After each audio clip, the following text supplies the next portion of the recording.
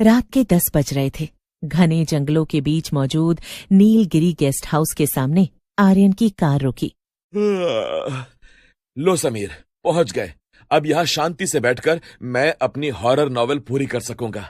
यार आर्यन, ये जगह कुछ ठीक नहीं लग रही। देख तो, चारों तरफ सन्नाटा है। ऐसा लग रहा है जैसे पेड़ हमें घूर रहे हो। अरे डरपोक, ये सन्नाटा ही तो लेखक की खुराक है। चल सामान उतार। तभी अंधेरे में से एक बूढ़ा आदमी बाहर निकला।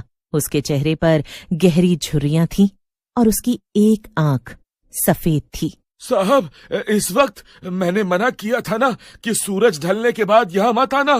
क्यों काका, कोई डाकू वाकू का डर है क्या? डाकुओं से तो लड़ लोगे साहब, लेकिन उससे कैसे लड़ोगे जिसका शरीर ही नहीं है। याद रखना, कमरा नंबर 4 में जो भी है उसे अकेला रहना पसंद है। अगर तुम्हें लगे कि कमरे में कोई है तो मुड़कर मत देखना। कमरा नंबर 4 बहुत बड़ा था। आर्यन, मुझे अजीब सी गंध आ रही है, जैसे कुछ जल रहा हो या जैसे कोई पुराना सड़ा हुआ मांस। पुरानी लकड़ी की गंध है भाई। तू सो जा, मैं अपनी डायरी में कुछ नोट्स लिखता हूँ। रात के 1 बजे आर्यन टेबल लैंप जलाकर लिख रहा था। अचानक उसे महसूस हुआ कि उसके पीछे कोई खड़ा है। एक ठंडी हवा का झोंका उसकी गर्दन से टकराया। उसने पीछे मुड़कर देखा। समीर गहरी नींद में था, लेकिन वो अजीब तरह से कांप रहा था। उसके मुंह से बुदबुदाने की आवाज आ रही थी। वो कोने में खड़ा है, वो मुझे देख रहा है, उसकी आंखें नहीं हैं। जैसे ही उसने समीर के कंधे पर हाथ रखा, कमरे का तापमान अचानक गिर गया। समीर ने अचानक अपनी आंखें खोली। उसकी आंखों की पुतलियां पूरी तरह गायब थीं। सिर्फ सफेद हिस्सा दिख रहा था। तुमने उसे क्यों परेशान किया? वो यहाँ 100 सालों से है। आर्यन पीछे हटा। अचानक अलमारी का दरवाजा जोर से खुला। आर्यन की तर्क शक्ति अब जवाब दे रही थी। वो चिल्लाया और समीर को झकझोरा। समीर होश में आया और चीख पड़ा। आर्यन, अलमारी के ऊपर देखो। आर्यन ने ऊपर देखा। छत से सटकर एक परछाई उल्टी लटकी हुई थी और उसका चेहरा पूरी तरह से छिला हुआ था। दोनों दरवाजे की तरफ भागे, लेकिन दरवाजा बाहर से किसी ने बंद कर दिया था। कोई है? काका, काका, दरवाजा खोलो, बचाओ, कोई है? मैंने कहा था ना साहब, उसे अकेला रहना पसंद है। अब तुम दोनों ही उसका अकेलापन दूर करोगे। कमरे के अंदर की लाइटें टिमटिमाने लगी। दीवारें खून उगल रही थीं। आर्यन और समीर कमरे के बीच में एक दूसरे से पीठ सटाकर खड़े हो गए। समीर, अगर हम आज नहीं बचे तो मुझे माफ करना, मैंने तुम्हारी बात नहीं मानी। वो देखो आर्यन, खिड़की के पास, वो हमारे पास आ रही है। एक औरत हवा में तैरती हुई उनके करीब आई। आर्यन को लगा जैसे उसका खून जम रहा हो। तभी कमरे की सारी घड़ियां एक साथ 3 बजे पर रुक गईं। अचानक सब कुछ शांत हो गया। अगले दिन सुबह पुलिस ने कमरा नंबर 4 का दरवाजा तोड़ा। न आर्यन और न समीर। मेज पर आर्यन की डायरी पड़ी थी। उसका आखिरी पन्ना अभी भी गीला था। डायरी के आखिरी शब्द थे, वो मेरे कमरे में मेरे बगल में बैठी है और ये पढ़ रही है। वो मुस्कुरा रही है क्योंकि अब मैं कभी यहां से नहीं जा पाऊंगा।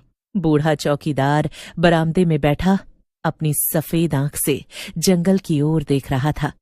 उसे पता था कि अगले शिकार के आने में अब ज्यादा वक्त नहीं है। पुलिस को डायरी तो मिली, लेकिन आर्यन और समीर का कोई सुराग नहीं मिला। लेकिन हकीकत कुछ और ही थी। वो कमरे से बाहर नहीं गए थे, बल्कि वो उसी कमरे के एक समानांतर आयाम में फंस चुके थे।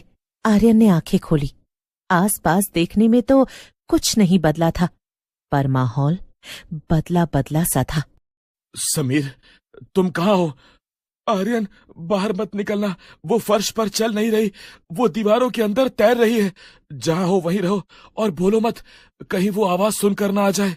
आर्यन ने देखा कि कमरे की दीवारें किसी जीवित इंसान की चमड़ी की तरह धड़क रही थीं। तभी वहां कुछ ऐसा दिखाई दिया जिसे देखकर उनके होशो हवास खोने लगे। दरवाजे के नीचे से खून का एक रेला अंदर आया और धीरे धीरे एक इंसानी शक्ल लेने लगा। एक माथा जो कटा फटा था, आंखें अंदर से खाली और सफेद। पूरा चेहरा बनने के बाद समझ आया कि वो बूढ़ा भूतिया चौकीदार था। स्वागत है लेखकों। यहाँ कहानियां स्याही से नहीं, दर्द से लिखी जाती हैं। अब तुम भी इसका एक हिस्सा हो। तुम काका, तुम हो क्या? तुम कौन हो? हमें यहां से जाने दो, हम पे कृपा करो। जाने दो? तुम उस आत्मा के भोजन हो जो इस कमरे की मालिक है। मैं तो बस उसे शिकार परोसने वाला एक गुलाम हूं। ऊपर देखो, ऊपर। आर्यन और समीर ने ऊपर देखा।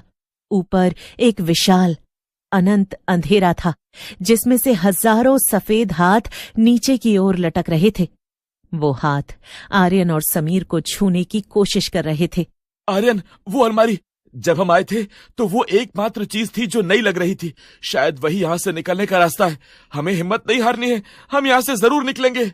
दोनों अलमारी की ओर भागे, लेकिन जैसे ही वो उसके करीब पहुंचे, चीखें इतनी तेज थीं कि आर्यन के कान से खून बहने लगा। आर्यन ने कोने में पड़ी एक पुरानी लोहे की रॉड उठाई और अलमारी पर वार किया। जैसे ही रॉड अलमारी से टकराई, एक औरत की भयानक चीख गूंजी। वो वही टूटी गर्दन वाली औरत थी। वो अलमारी के अंदर से निकलकर आर्यन के सामने आ गई। उसका चेहरा अब और भी विकृत हो चुका था। उसकी आंखों की जगह 2 गहरे गड्ढे थे। आर्यन को अचानक समझ आया, ये औरत कोई भूत नहीं थी, बल्कि उसे इस अलमारी के पीछे चुनवा दिया गया था। उसकी आत्मा इस कमरे की लकड़ियों और दीवारों में कैद हो चुकी थी। समीर, अलमारी के पीछे वाली दीवार तोड़ो, इसकी हड्डियां वही हैं। समीर और आर्यन ने मिलकर पूरी ताकत से दीवार पर प्रहार किया। एक कंकाल दिखाई दिया जो खड़ी अवस्था में था। कंकाल के गले में एक भारी जंजीर बंधी थी। जैसे ही जंजीर टूटी, पूरे गेस्ट हाउस में एक जोरदार भूकंप आया। चौकीदार का शरीर धुएं में बदलने लगा। आर्यन और समीर ने अपनी आंखें बंद कर ली। उन्हें महसूस हुआ कि वो किसी गहरी खाई में गिर रहे हैं। सुबह के 6 बज चुके थे। सूरज की पहली किरण खिड़की से अंदर आई। आर्यन और समीर गेस्ट हाउस के बाहर घास पर पड़े थे। आर्यन ने गेस्ट हाउस की ओर देखा। वो बंगला अब वहां नहीं था। वहां सिर्फ एक पुराना जला हुआ खंडहर था जो सदियों पुराना लग रहा था। दोनों लड़खड़ाते हुए अपनी कार की ओर बढ़े। आर्यन ने अपनी जेब में हाथ डाला तो उसे कुछ महसूस हुआ। उसने बाहर निकाला तो वो वही पुरानी डायरी थी। अरे, ये मेरे पास कैसे आई? खोल के देख तो, क्या है इसमें? अरे, ये तो लगता है खाली है। सारे पन्ने चेक कर, कुछ तो होगा, वरना तेरी जेब में मिलने का क्या मतलब इसका? तुम बाहर तो आ गए हो, लेकिन क्या तुम्हें सच में लगता है कि कमरे में जो था वो वही रह गया? आर्यन ने धीरे से कार के रियर व्यू मिरर में देखा। पीछे वाली सीट खाली थी, लेकिन शीशे में समीर और आर्यन की चीख एक बार फिर उस सुनसान जंगल में गूंज गई। और उसके बाद वो दोनों किसी को कभी दिखाई नहीं दिए।